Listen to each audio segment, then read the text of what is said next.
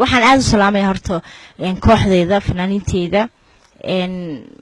gudoomiyaha dhammaan wiilashii gabdhaha aad baan idin salaamayaa waan leeyahay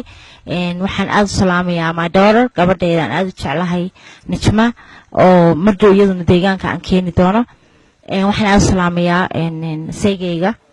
Axmed Wali Ibrahim Furule marka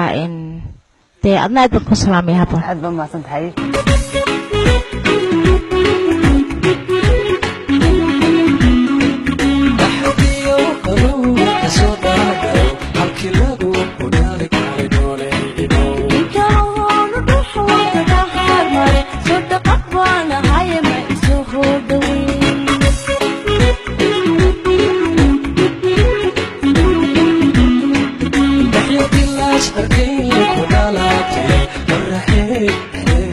Let's go.